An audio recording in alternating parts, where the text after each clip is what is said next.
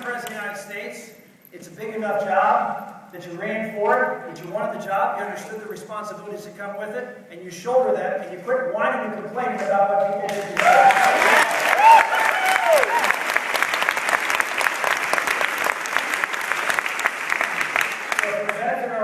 I will not mention my predecessor, and I will focus on taking responsibility. And that's taking responsibility to make America competitive again. The one area that our country has been lagging, one area that we have been falling behind, is in the area of manufacturing, and in particular in the area of creating opportunities for those who did not go on to higher education, particularly a four-year degree. Those are the ones who have the highest rates of unemployment, 2.5 times the rate of college-educated is the non-college educated with respect to unemployment, and of course, quality of life and standard of living is also dramatically lower. The principal reason for that is we've seen this dramatic change, and it's not the 99-1, but there is a separating out not just of income. There's always been a differentiation of income, but it's opportunity. It's opportunity to get a job and to rise in society, to get that first job and to move up the economic ladder using skills that, well, at one time in America were valuable skills, and frankly can be again if we get the jobs that require those skills here in America. There's all sorts of innovation going on. We saw it just the other day when we were talking about the president was talking about Apple computer that was in the Steve Jobs book. We're talking about Apple's, all of their production is overseas. All of their production is not a single job here in America. Oh, they employ a lot of salespeople. That's not to say that's a bad thing, that's a good thing. But the bottom line is we have to compete for those manufacturing jobs. The sales jobs are always going to be here. We're not going to lose sales jobs to China. You're going to sell the product, you're going to sell it here to the market here, you need to have salespeople here. And so when people say to me, well, Rick, in the Wall Street Journal criticized me saying, your economic plan, you create a different environment from a tax perspective for manufacturers than you do for, well, salespeople. And the answer is very simple. Well, we're competing for jobs that China wants to take away from us. Those sales jobs, the retail jobs, the bank jobs, all of those jobs that are here in America are going to be on Main Street and throughout the country, well, they're not going anywhere. They're going to compete or not compete based on what this country and the economy is going to do and what businesses here in this country are going to compete. But we have to have a competitive environment for America that understands that when it comes to manufacturing and processing, we're not just competing with other companies here. We can create a level playing field here, but we also have to create a level playing field vis-a-vis the rest of the world. And if we don't do that, and we say, well, we stand on our holy high horse and say, well, that's not how supply-side economics works. Well, what we're going to do is we're going to destine a whole bunch of Americans to a lower standard of living and to a lack of upward mobility that this country has never seen and should never see. We need to have someone who understands that every time the government regulates an area, they're creating a competitive marketplace, whether it's in telecommunications or banking regulations. And of course, the government gets involved. Of course we do. We get involved in taxes, we get involved in regulation.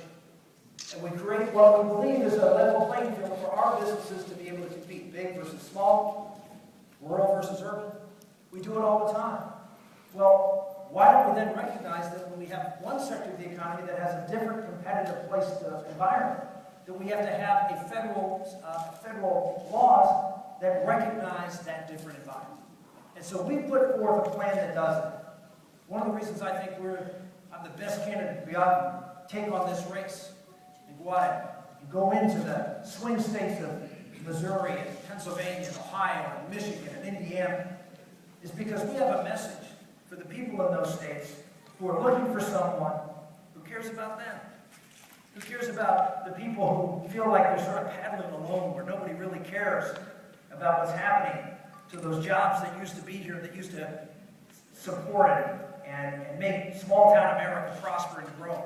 To make even large cities that were focused on manufacturing and processing have that opportunity for them to realize another renaissance. And it will happen.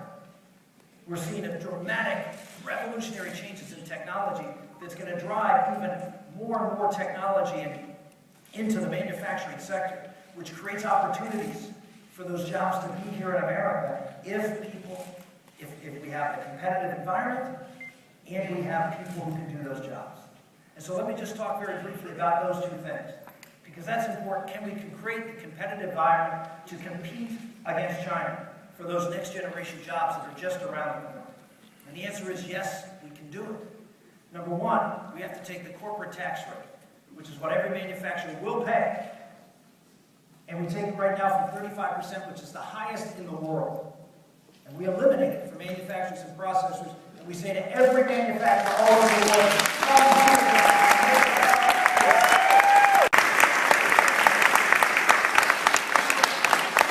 and we say to the companies who did go overseas, who decided because of competitive purposes, and the competition is stiff. If you look at the 9 top trading partners of the United States, and China, Mexico, Canada, etc., they are 20% less expensive to do business in as a manufacturer, excluding labor costs, not counting labor. They're 20% less cost to do business in than here in the United States. We need to eliminate that cost. I'm happy that our wages are more here. I want them to be more. But the government's got to get out of the way and let those other costs not be an impediment to make things here in America. So if we can eliminate that cost differential, number one, by eliminating the corporate tax. Number two, by saying to manufacturers like Apple, okay, you made your products over there, and you made a lot of money over there. You can't bring that money back to America unless you pay a 35% tax. That's it.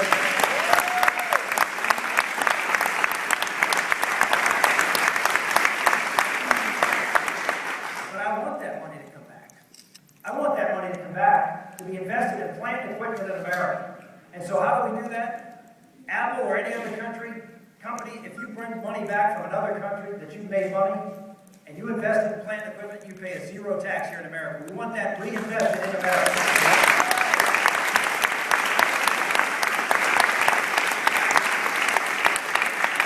The third thing we need to do is look at the regulatory environment. People talk about the tax environment all the time, but the regulatory environment is what's really killing this country.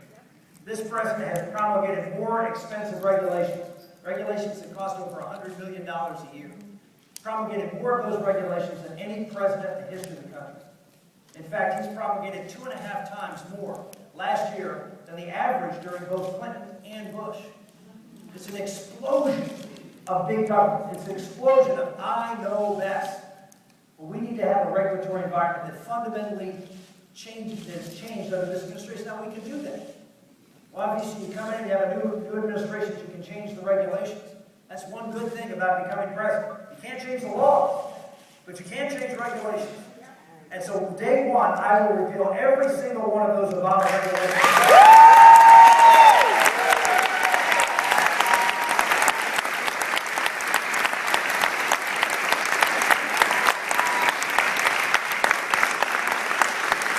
We have to do more than that. There's an executive order that's Executive Order 12866 that talks about a cost-benefit relationship for regulations. We need to codify that. We need the Congress to step forward and to work to put in place, not just, when you have a good conservative Republican president, you're going to get better regulations, but you know what? Sometimes the American public will be confused again and elect a liberal. And when that happens, then all the bad things come back. What we need is a law to make sure that they don't come back, and we put sound science and cost benefit in the regulatory process so we don't have the EPA running wild.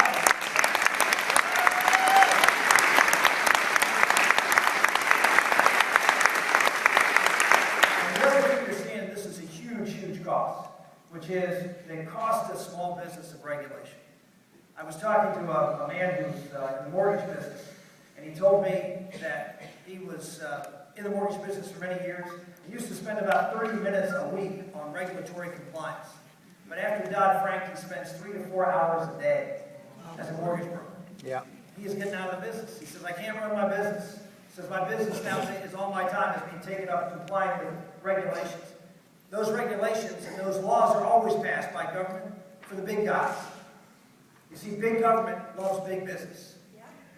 And it's easy for big business to hire just another lawyer, another accountant, another compliance officer to be able to deal with a new regulatory environment. If you're that one-man shop, you can't do that. You just lose money. And the problem with this administration is they always think big, and they forget that by thinking big, they're creating a huge competitive advantage for big business and crushing the small guy. That's what's happening in America over and over again, not just on financial services, but on healthcare. We're seeing it. They're crushing the little guy. They're crushing the small entrepreneur. We need to have a law in place that says that any regulation has to consider the impact of the regulation on small business, have it strong, have it firm, and make sure we are not crushing small businesses with regulations that are put into effect in the future. Amen. Amen.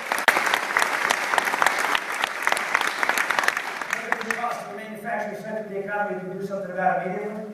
Well, first we can build the Keystone Pipeline because energy...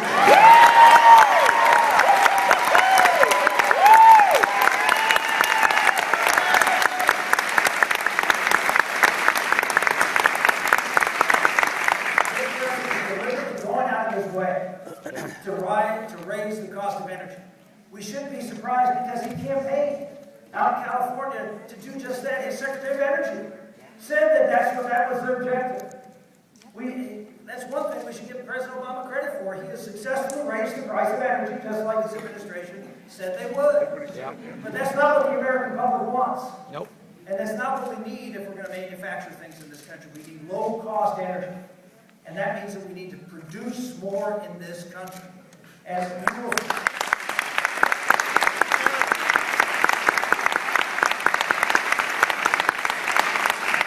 I'm not a Texas oil man. I'm the grandson of a coal miner. I don't have any oil stocks. I don't have any interest in oil wells. I have an interest in making sure that average working people in America can go out and work in the energy sector as a coal miner or on a rig or on a pipeline, can go out and manufacture products so they can do so in a way that's competitive because energy prices are low here in America. This is very simple.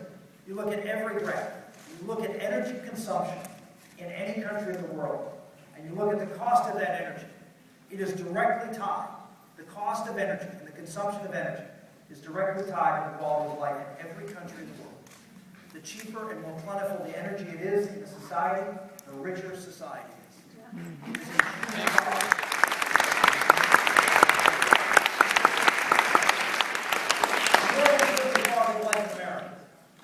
You want to improve the quality of life in America? It's very, very simple.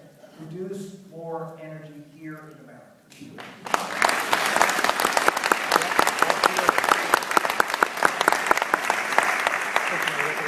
There's another issue that my opponents talk about when I tell them, and they say, well, we're going to go after, we're going to do something against China.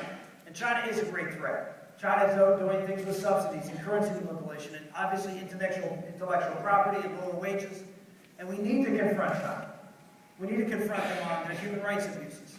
We need to confront them on their working conditions. We need to confront them on a variety of fronts. But we need to do so by competing, also by enforcing our laws. Yes. And it's very, very important that we understand we do have trade laws in effect. And again, I've been criticized by some on the right saying, well, Santorum's not a free trader because he voted for tariffs on certain products. Well, yes, I voted and supported tariffs on certain products when those products were being illegally dumped according to our laws in this country. So yes, I will stand, and I as president will enforce the laws that are on the book to make sure that American manufacturers and American businesses are not being run over by unfair competition from China or any other country in this world. That is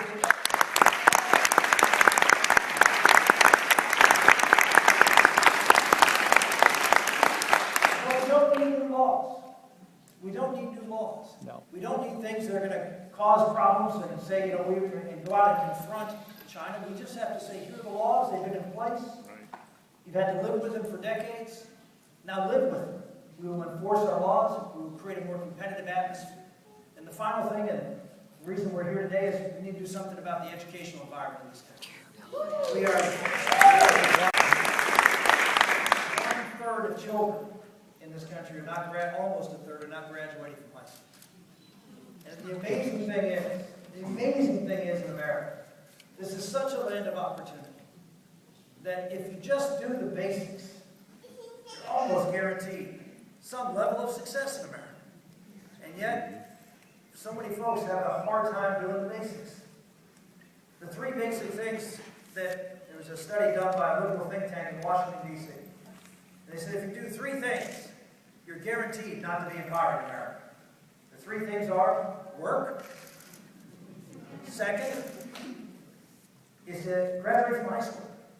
And third is to get married before you have children. Amen. Yes.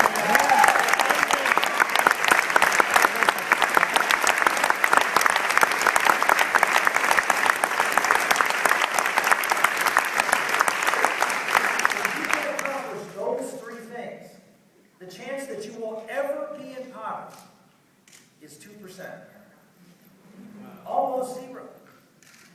The chance that you will be in the top half of income earners in America doing those three things, 77% chance.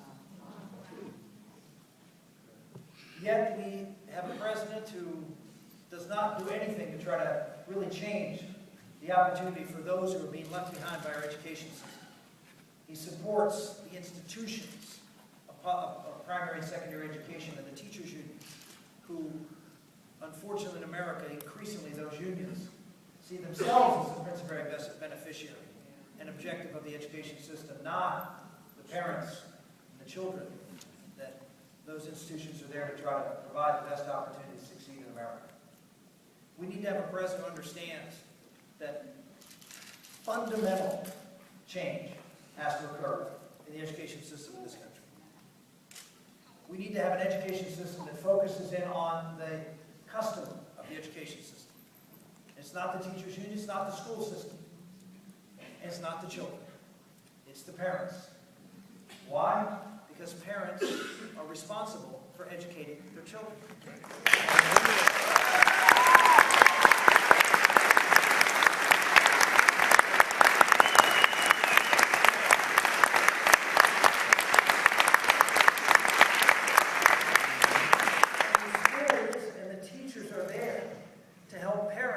Create the best educational environment for every single child in America. That is different than creating an environment to educate children, but an environment to educate every child individually. We're America. Here I'm sitting here talking about high-tech manufacturing, and we're talking about all of the different innovation. Look at this school and how customized every program is here to try to help every child who walks in here. See, higher education understands this. This community college competes. They compete with other schools here in the region and across the country. They have to provide services that meet the needs of that child, or that child doesn't, or adult doesn't come here. But that's not the case for primary and secondary education. No. They're stuck.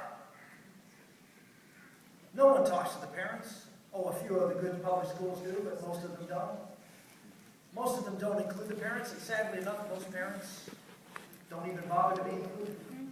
They've been conditioned into thinking that, well, that's just something the government does. Well, they're doing a pretty bad job. And the only way it's going to change is if parents get involved in the education of their children.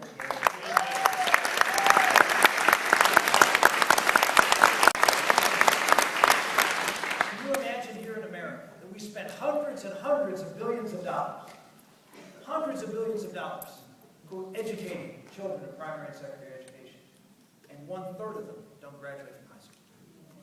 Imagine. Destined. By the way, the three things I talked about, if you don't just do one of them, like graduate from high school, the chance that you will be in poverty at some time in your life is 74%. Wow.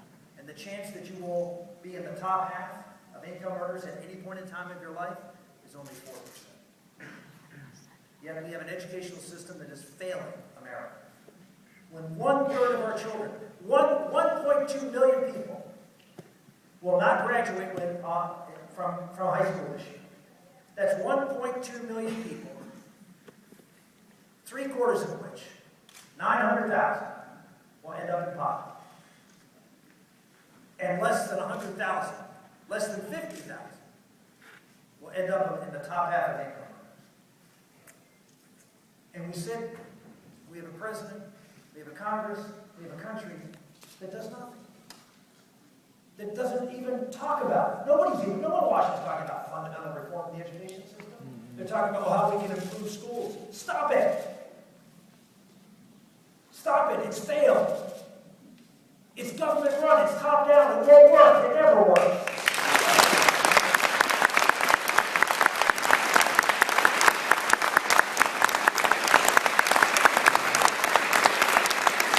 American business is the envy of the world. This community college, other colleges, they were built not by the government.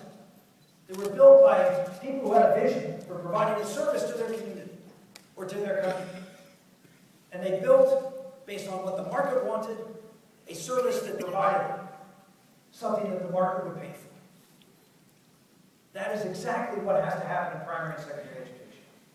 If it does not, we will fail in America. We can no longer afford a third of our children not only not having the skills necessary to succeed and being wards of the state for a part or most of their lives, but we can't afford to have citizens who don't know what America is anymore. Amen. Who leave high school before they have any understanding of what America is, what it means to be a citizen. Ladies and gentlemen, this is a great challenge for our country. Mm-hmm. And we need a leader who's going to break the mold, who's going to talk about not just education, but everything. Healthcare, manufacturing, employment opportunities, building it from the bottom up, believing in free people, free markets, and free enterprise, instead of top-down believing that government can do things for us.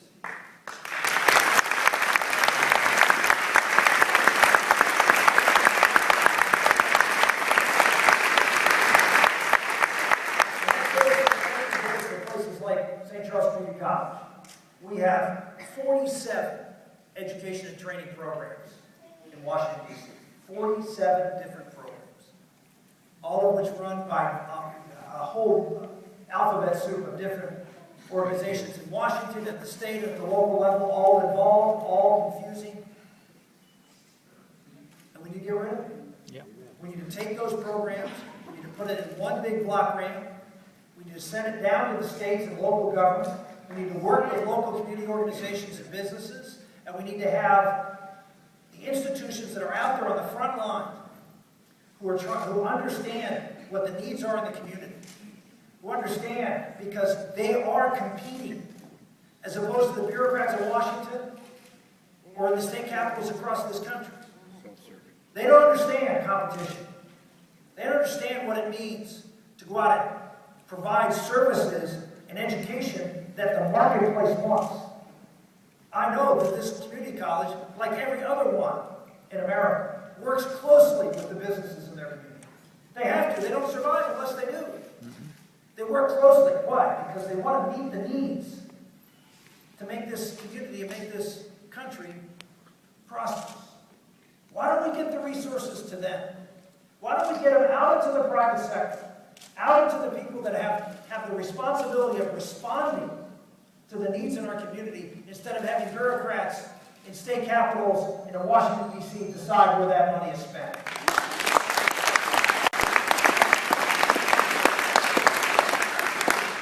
We have an opportunity in this country in this election. We are on the brink. If a Republican, and I would argue a strong, principled, conservative Republican,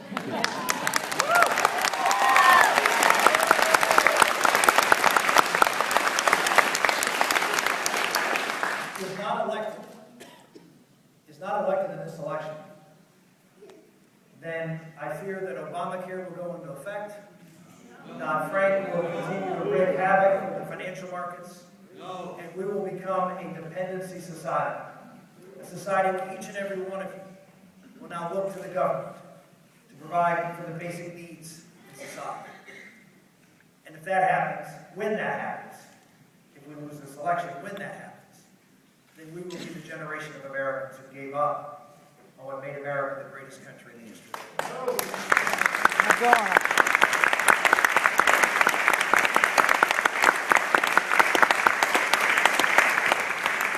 Virginia always has a big role to play when it comes to a general election. But you have a big role to play in this election too.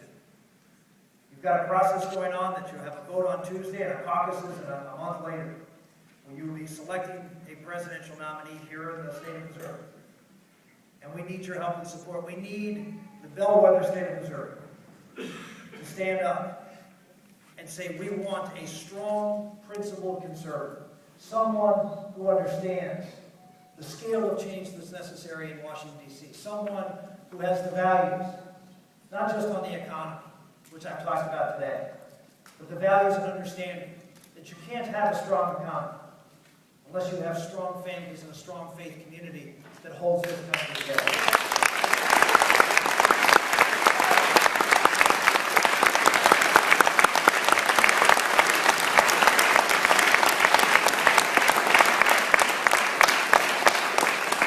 Finally, someone who recognizes that there are serious threats around the world, and that we need a president who is strong in defense of the principles of this country, doesn't apologize for America when he travels around.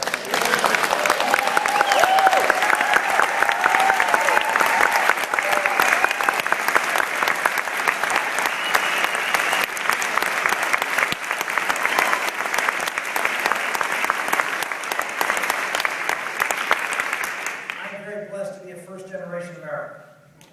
And as that, it was instilled in me from a very young age how special America was. The beauty of immigrants come here to this country because they love this country and want to be one of us. That instilling of those values is so important in the revitalization of America, reminding us who we are. Wouldn't it be great to have a president who proudly talks about America?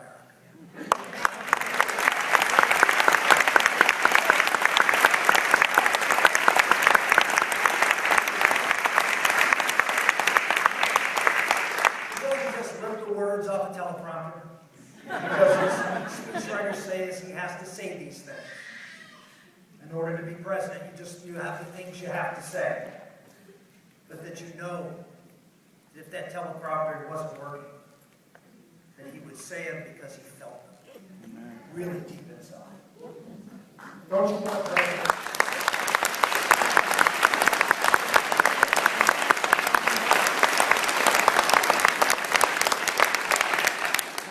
You have an opportunity here in Missouri in a week's time to send a message about this race. You have an opportunity to send a message that we want someone who can create that stark contrast. We want someone who has a record of standing up and fighting for the principles that made this country great. We want someone who's going to take the high road, who's going to talk about the issues that are important to this country. Quit getting down to the gutter and talking about things.